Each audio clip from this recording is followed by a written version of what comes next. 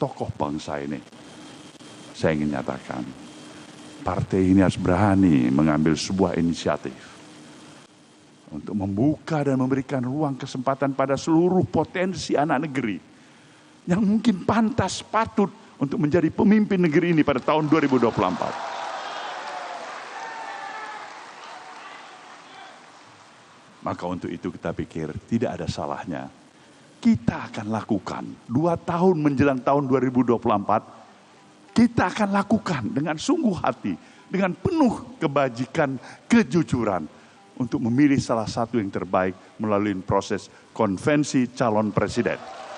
Iya, itu salah satu kejutan dari Kongres kedua Partai Nasdem kemarin, Senin malam kemarin yang sudah ditutup dengan perayaan HUT ke-8 Partai Nasdem. Salah satunya adalah soal konvensi calon presiden 2024 yang akan digelar 2 tahun sebelumnya atau 2022. Yang menariknya ini adalah tidak hanya untuk kader Partai Nasdem sendiri, tapi terbuka untuk yang ada di luar, termasuk partai politik di luar, Bang Janjan. Ini khas Bang Surya. Ini bukan gagasan baru tentang konvensi. Karena pada tahun 2004, Bang Surya Paloh inilah yang menggagas konvensi Golkar untuk mencari atau memilih calon presiden Partai Golkar untuk maju. Jadi kalau lihat yang sekarang, saya sebetulnya tidak heran. Artinya membawa pikiran partai yang modern, terbuka, egaliter itu sebenarnya sudah lama. Dan melalui konvensi itu adalah pilihan yang menurut saya sangat cerdas untuk merekrut pemimpin-pemimpin politik di masa depan. Kalau kita sekarang kan mencari, kita mau lihat, memang source-nya ada di partai politik. Tadi Bang Surya sudah bilang, kalau 20 tahun lalu, mungkin saya masih mau jadi calonkan diri. Ya, tetapi sekarang sudah tidak lagi, kira-kira gitu ya. Cukup 15 tahun lalu di Golkar ya. Ini konvensi ini juga bisa menjadi peneguhan posisi Nasdem karena selama ini beredar spekulasi sebetulnya siapa sosok yang didukung oleh Nasdem sendiri. Namun dengan adanya konvensi ini kan kemudian membuat Nasdem menegaskan tidak condong ke satu sosok manapun, diserahkan nantinya pada konvensi. Namun pertanyaan berikutnya adalah mungkin bagaimana efektivitas dari hasil konvensi ini, bagaimana akseptabilitas atau penerimaan dari partai yang jelas lain. Beberapa hari lalu atau minggu lalu ada yang GR juga. Tapi yang GR mungkin bukan orangnya, tapi orang yang ada di sekitarnya ya. Ini yang juga menarik sebetulnya. Ini juga menjadi kejutan ketika lagi publik dibuat terkecoh, Bang. Ketika pembukaan kongres kemarin dibuka oleh, ini di luar kebiasaan. Saya kira para politisi memahami seluruh gestur ini.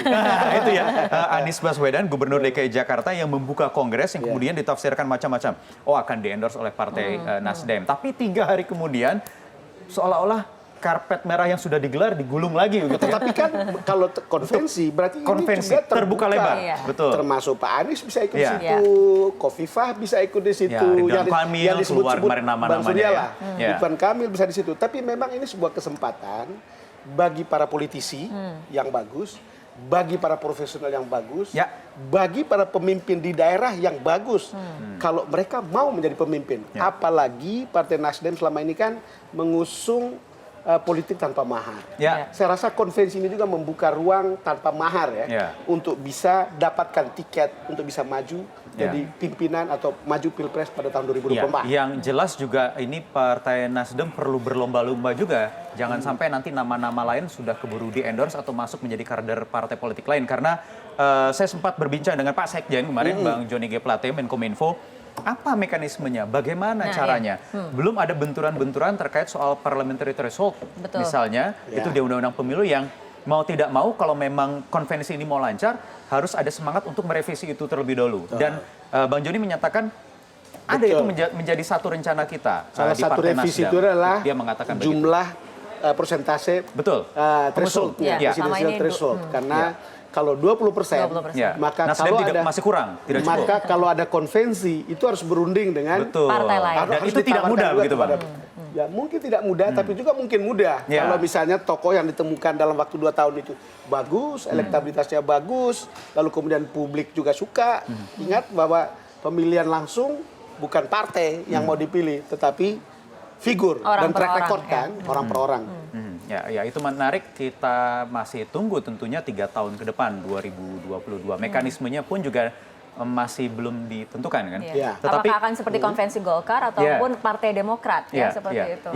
Ada model ya, ada Golkar dulu tapi bersaing di internal partai ya, kan. kader internal partai, sementara untuk Demokrat ini melibatkan partisipasi publik ataupun di luar partai. Sempat muncul juga nama Ganjar Pranowo yang sudah jelas-jelas milik PDI Perjuangan, sudah direspon sendiri oleh Ketua DPR Mbak Puan Maharani. Yang menarik itu kalau ada tokoh partai lain yang elektabilitasnya bagus, melompat ikut konvensi. Nah, kita tunggu kejutan-kejutan semacam itu dalam politik. Itu menarik. Tetapi saya ingat tadi Bang Don juga menyinggung tahun 2004 di mana saat itu ada nama Pak Surya Paloh sendiri, kemudian ada Pak Prabowo Subianto, ada Pak Wiranto, ya kan?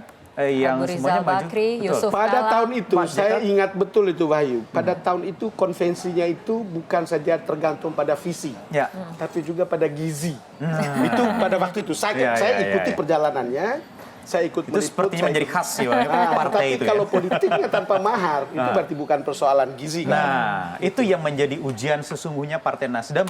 Jangan sampai juga ketika konvensi ini akan tercermin lagi apa yang terjadi di 2004. Kita tahu partai-partai yang sekarang eksis, kita bicara Hanura, kita bicara Gerindra, Nasdem sendiri Bang, itu juga hasil dari faksi-faksi yang muncul ketika konvensi Golkar kalau boleh dikatakan saat itu gagal gitu. Betul. Jadi memang perlu kehati-hatian dan nanti mungkin akan yang bisa kita serukan 3 tahun sampai 4 tahun. Yang bisa kita katakan sekarang kepada publik, ayo siapa yang merasa punya kemampuan, pantas, bisa memulai dari bawah. Itu mesti model rekrutmen politik di Amerika, ketika orang calon itu bisa mulai dari bawah. Sama sekali lalu kemudian naik. Fenomena kepala daerah Bang. Partai Nasdem kemarin juga waktu pembukaan itu juga menghadirkan kepala-kepala daerah yang diusung, tidak hanya langsung diusung, tapi juga yang didukung oleh Partai Nasdem, terutama dari kader begitu, dari kader begitu ya. Kader artinya, ada 4 kemudian yang artinya memang sosok kepala daerah ini sangat dipertentukan sekarang gitu, karena kemampuan dan pengalamannya. Sudah ada contohnya. Jokowi itu datang sebagai wali kota, 2 periode, benar-benar bertahap lalu gitu, gubernur.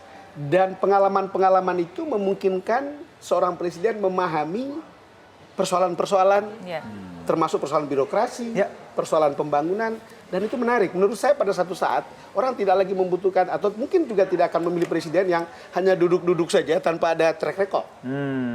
Itu yang akan berbicara nanti sesungguhnya. Karena semua juga terbuka kan? Semua terbuka. Artinya semua memiliki kesempatan untuk menjadi seorang calon presiden. Dan nanti dimulai. Dan ini menarik, Rara. Beberapa waktu lalu ketika kita bertemu dengan Presiden Jokowi, kan ada pertanyaan, apakah akan ada gagasan untuk melakukan pemilihan presiden melalui MPR? Tahu bahasa Pak Jokowi adalah kalau begitu caranya tukang kayu atau orang seperti saya yang berasal dari tukang kayu tidak punya kesempatan dong menjadi presiden. Artinya inline mungkin pemilihan secara langsung akan tetap berjalan bukan? Ya, oke, baik, kita nantikan sama-sama kalau begitu ya. Karena nanti 2024 atau 1 tahun sebelumnya dimulai lagi dari nol. Mau ikut konvensi? Terbuka loh sama Rara mau ikut konvensi bukan? Mumpung masih muda. Oke, baik, kita tinggalkan soal rencana konvensi calon presiden Partai Nasdem. Kita berlanjut nanti di segmen ketiga. Ada apa Rara nanti di segmen ketiga Rara? Ya, ada imbauan dari MUI Jatim yang kemudian menuai polemik mengenai larangan salam lintas agama. Selengkapnya kita akan hadirkan sesaat lagi. Kalau apa namanya, jadi kepala daerah ini kan, sing milih aku kan ya reno-reno agamane. Ya ngomong assalamualaikum, ya ngomong. Yo, dek kuno misalkan moro-moro aku kongkon ngomong, ya apa tulisan aku ya.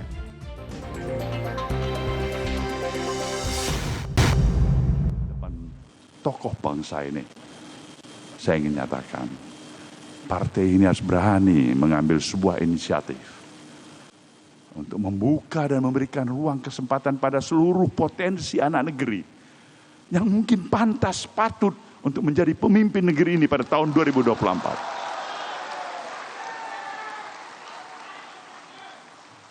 Maka untuk itu kita pikir tidak ada salahnya. Kita akan lakukan 2 tahun menjelang tahun 2024. Kita akan lakukan dengan sungguh hati, dengan penuh kebajikan, kejujuran untuk memilih salah satu yang terbaik melalui proses konvensi calon presiden. Iya, itu salah satu kejutan dari Kongres kedua Partai Nasdem kemarin Senin